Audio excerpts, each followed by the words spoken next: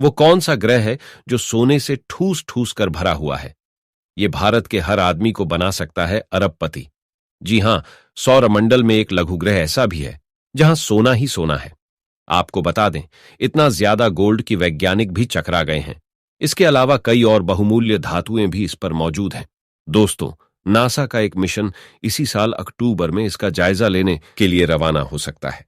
यानी ये लघु ग्रह लोगों की उत्सुकता का कारण बना हुआ है। दोस्तों, आपको बता दें कि सौरमंडल में एक लघु ग्रह है जो लगातार सूर्य के चक्कर लगाता है। वैज्ञानिकों को कई साल पहले यह ग्रह मिला था। इसका आकार एक आलू की तरह है। जी हां, आपने सही सुना, देखने में तो एक आलू की तरह है, लेकिन इसकी खास बात यह है कि इसमें सोने की धातु प्रचुर मात्रा में भरी हुई है। इसका नाम सोलह साइके है। इसे लघु ग्रह भी कहा जाता है। वैज्ञानिकों ने पिछले कुछ बरसों में कई क्षुद्र ग्रह खोजे हैं।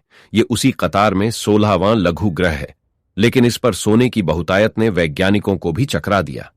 आपको बता दें, इस लघु ग्रह को 17 मार्च 1862 को इतालवी खगोल शास्त्री एनिबेल डी गैस्पारिस ने खोजा था, लेकिन इस पर इतना सोना भरा हुआ है। इसका पता कई सालों बाद लगा है दोस्तों, जब इस ग्रह आधुनिक अंतरिक्ष उपकरणों और मिशन के जरिए अध्ययन किया गया। तब पिछले दिनों ये खबर आई थी, इस क्षुद्र ग्रह पर कोई यान भेजा जाएगा, लेकिन ये अब तक हो नहीं सका है।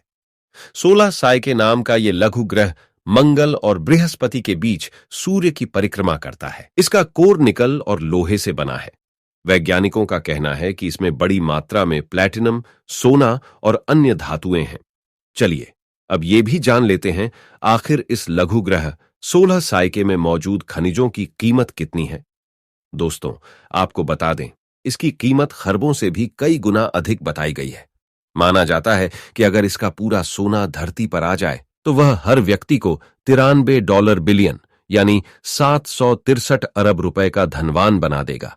हालांकि इसका एक तर्क यह भी है कि अगर इस लघु ग्रह का पूरा सोना धरती पर आ जाए तो सोने की कीमत बहुत गिर जाएगी और ये कीमती नहीं रह जाएगा।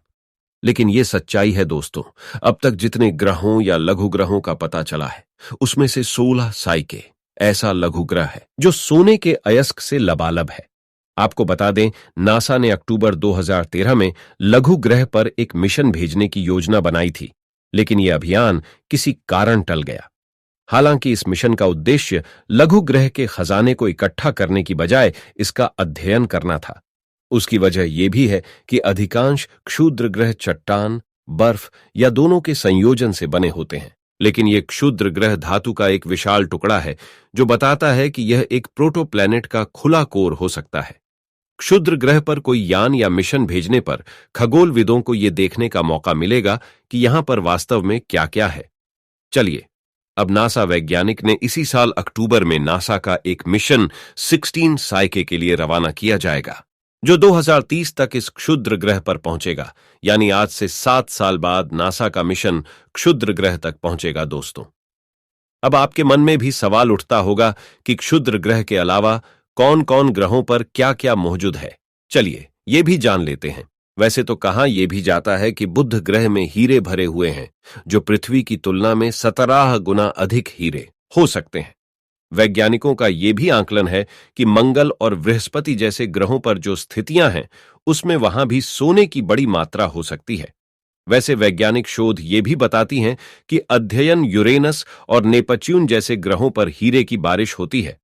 दशकों पहले के गए अपोलो मिशनों के जरिए भी चंद्रमा पर सोना और चांदी होने का अनुमान लगाया गया था। आशा करता हूं कि ये जानकारी आपको अच्छी लगी है। ऐसे ही नॉलेजेबल वीडियो को देखने के लिए हमारे चैनल को सब्सक्राइब करें। धन्यवाद।